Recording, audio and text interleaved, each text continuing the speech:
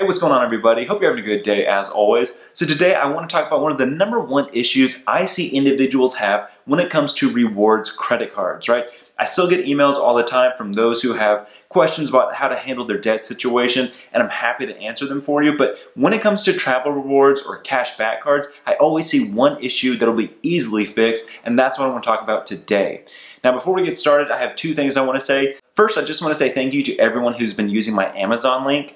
In case you guys don't know, in the description section, I have a link where if you happen to be buying anything off Amazon, it gives a small commission to the channel without charging any extra to you guys. So clearly, I appreciate any and all support. Obviously, this is a financial education channel, and I do not want you guys buying anything that you really don't need or don't want. So it's not an excuse to go use the link, but if you happen to be buying something anyway and you use a link, I greatly appreciate it. So thank you.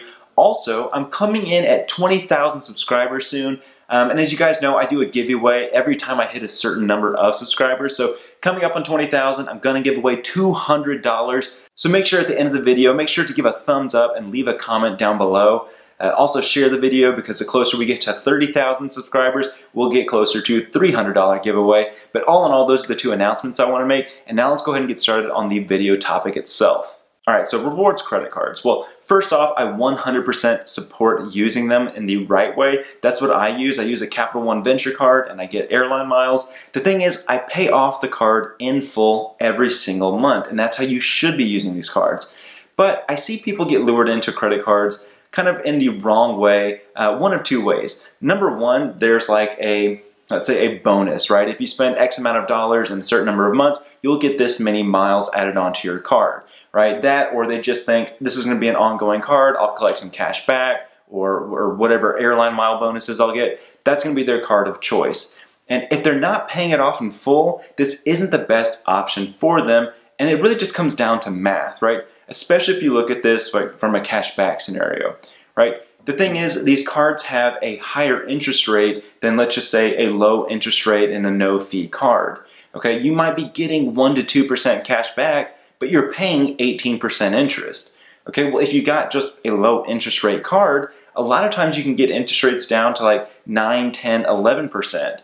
Now, clearly, I don't want you paying any interest at all, but regardless, if you've got credit card debt, right, I'd much rather pay 10% or 9% or 11% with no bonus rewards than paying 18 or 20% even though I get 1 to 2% cash back, right? It really just mathematically doesn't make sense. So if you happen to be in this situation, right, there's a couple things you can do. One, if you've got a lower balance and you know you'll be able to pay it off relatively quickly, let's say within 6 months to a year, find a 0% card, do a balance transfer. There may be a fee associated with that, so definitely do your homework.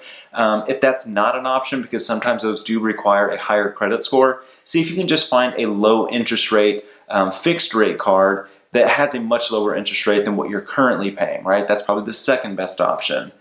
Another thing that you could do, which may not be an option for everyone, and I've talked about this on the channel before, but if you happen to have any equity in like a secured asset, things like a home, if you really owe a lot of money, or if you got a smaller balance, but let's say you've got equity in your car, you can use that equity to pay off the credit card debt and pay a much lower interest rate while actually boosting up your credit score because your revolving debt has now gone away. And if none of that makes sense to you guys and you still have questions, always feel free to email me. My email address is commonsensemike@gmail.com. I may not always tell you what to do, but I'm happy to sharing at least my opinion on the matter.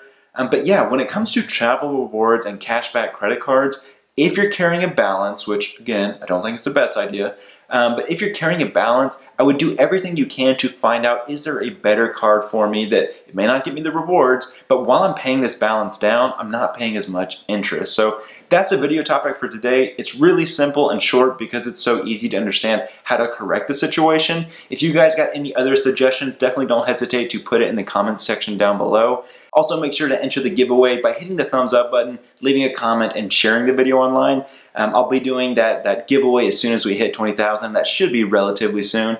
But thank you so much for watching, guys. Don't forget to like, subscribe, comment, share. You guys know what to do, but make smart financial decisions, and I'll see you guys next time.